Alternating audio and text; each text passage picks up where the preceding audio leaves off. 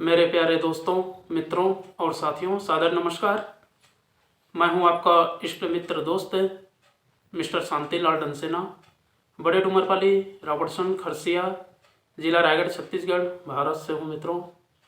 मित्रों, हमारे इस यूट्यूब चैनल वीडियो में आप सभी दर्शकों का हृदय से स्वागत करता हूं। मित्रों, आप लोग हमारे इस यूट्यूब चैनल वीडियो को और फेसबुक वीडियो को देखते हैं तो आपको मैं हृदय से धन्यवाद देता हूं। अगर आप लोग हमारे इस यूट्यूब चैनल वीडियो को पहली बार देख रहे हैं तो आपसे निवेदन करता हूं, इसको सब्सक्राइब जरूर कर दें। बेल आइकन का जो घंटी है उसको भी क्लिक कर दें और विशेष रूप से ऑल ऑप्शन का चयन करना होगा ताकि हर रोज़ का नोटिफिकेशन आपको सबसे पहले उपलब्ध हो। मित्रों, शुरू से अंत तक जरूर देखें, सुने समझें, अनुभव भी करें। मन कहता है, उचित लगता है, अच्छा लगता है तो आप हमें एक लाइक जरूर दें। इष्ट मित्रों के पास शेयर भी करें। अगर कोई विशेष संशोधन करना है तो आप हमें कमेंट बॉक्स पर सूचित करें और मार्गदर्शन भी दें। आपका मार्गदर्शन हमारे श्रेष्ठ जीवन का आधार है। मित्रों, संकट एवं विग्रह बादल की तरह आती है और चली जाती है। अगर व्यक्ति दुख में, विग्रह में, संकट में तिलमिलाता है तो फिर जीवन का रसास्वादन नहीं कर पाता है।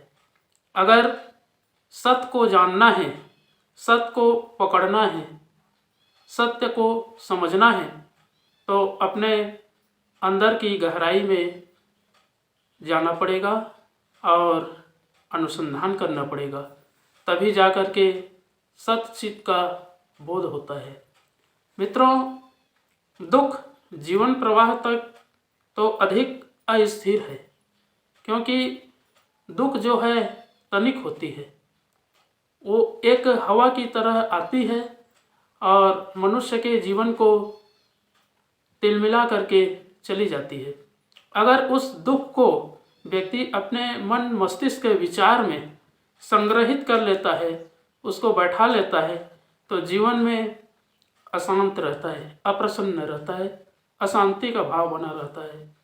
इसलिए सत्य को जानना, सच्चित आनंद स्वरूप का बोध होना, व्यक्ति अपने आप के सच्चाई को समझना, पहचानना बहुत जरूरी है। जब तक हम सत्य को पहचानेंगे नहीं, सत्य को समझने का प्रयास नहीं करेंगे तो फिर जीवन जो है अंधकार में, असत्य में और जो अनावश्यक परिकल्प है उसमें अन्वेषण करता है। इसलिए मित्रों, अपने आप को सच्चाई के पथ पर आगे बढ़ाना और सच्चित आनंद स्वरूप जो परमात्मा है उसको जानना और उसके प्रति अगाध समर्पण भाव व्यक्त करना और अपने आप को परिपुष्ट बनाना सबसे बड़ा लाभदायक है। इसलिए मित्रों, परमात्मा ने जो आदेश दिया है और इस पृथ्वी पर प्राणी को भेजा है उसको हर प्रकार के कर्तव्य दे करके भेजा है। अपने कर्तव्य से जो व्यक्ति विमूढ़ हो जाता है वो पशु की तरह जीवन को भटकता हुआ गुजार देता है और अंत में मृत्यु के ग्रास में चला जाता है। अगर मित्रों सत्य को जानना है, सदाचरण को जानना है तो वह धर्म है, परम धर्म है जो मनुष्य को ऊंचे शिखर पर पहुंचाता है और अपने भविष्य को सकारात्मक रूप देता है। इसलिए समय का सदुपयोग करना, जीवन का उपयोग करना और उस जीवन रूपी समय को अद्भुत अनुशासन के साथ में, नियम बना करके, परिपक्वता के साथ में, संकल्प लेकर के, दृढ़ता के साथ में कार्य करेंगे तो सफलता भी मिलती है और सत्य का बोध होता है।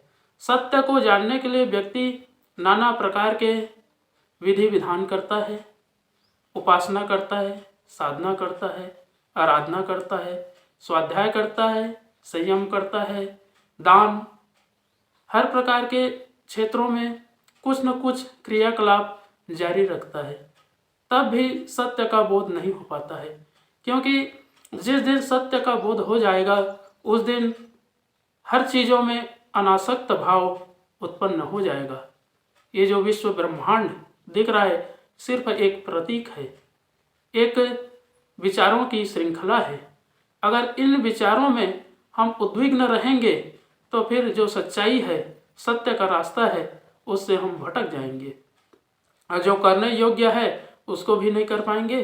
जो पशुता प्रवृत्ति है उसी को सिरोधार्य करके मूढ़ता की ओर चले जाएंगे और जीवन को अंधकार में नष्ट कर देंगे।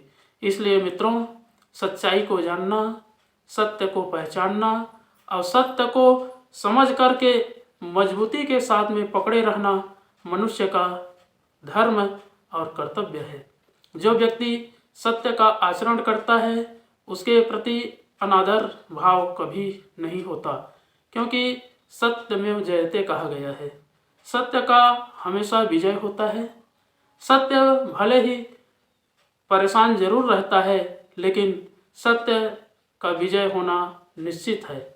सत्य वह श्रृंखला है जिस पर व्यक्ति चल करके अपने आप को शक्तिवान, तेजवान, ओजवान, क्षमतावान, विभूतिवान, दिव्यवान बना देता है, जिसके आधार पर अपने अंदर जो सोया हुआ आत्मबल है वो भी जागृत हो जाता है और भविष्य का अन्वेषण करता है। इसीलिए मित्रों, सच्चाई को जानना, सच्चाई को अपने जीवन में सिरोधार्य करके आगे बढ़ना, जीवन को हर क्षेत्रों में उच्च श्रृंखलता की ओर आगे बढ़ाना और समय का सदुपयोग करना अपना धर्म होना अति आवश्यक है। इसलिए मित्रों, सत्य को समझना है और सत्य को पकड़ने के लिए कोई आधार है तो वह है एकमात्र गायत्री महामंत्र। अगर हम गायत्री महामंत्र का नियमित रूप से उच्चारण करते हैं या जाप करते हैं और मंत्र के प्रत्येक शब्दों के अर्थों का चिंतन मनन करते हैं या मंत्र को, गायत्री मंत्र को लिखते हैं, तो उसका जो प्रकाश है वो हमारे आत्मा में प्रकाशित होती है। और जब आत्मा में प्रकाश पड़ जाती है तो ये जो भौतिक शरीर पिंड दिख रहा है इसको अनायास उपयोग कर लेती है। इसलिए मित्रों, आत्मा का संबल गायत्री मंत्र है और इसी मंत्र के माध्यम से मानव महामानव बनता है, व्यक्ति अपने व्यक्तित्व का परिष्कार करता है। तो आइए एक बार गायत्री महामंत्र और एक बार संपुट के साथ में महामृत्युंजय मंत्र का उच्चारण मेरे साथ साथ में तो करते ही बनता है। ओम भूर्भुवः स्वः तत्सवितुर्वरेण्यं भर्गो देवस्य धीमहि धियो यो नः प्रचोदयात्। उस प्राण स्वरूप, दुखनाशक, सुख स्वरूप, श्रेष्ठ, तेजस्वी, पापनाशक, देव स्वरूप परमात्मा को हम अपनी अंतरात्मा में धारण करें। वह परमात्मा हमारी बुद्धि को सत्मार्ग की ओर प्रेरित करे। ओम हौम जूम सह ओम भूर्भुवस्वः ओम त्र्यंबकं यजामहे सुगंधिं पुष्टिवर्धनम् उर्वारुकमिव बन्धनान् मृत्योर्मुक्षीय मामृतात्।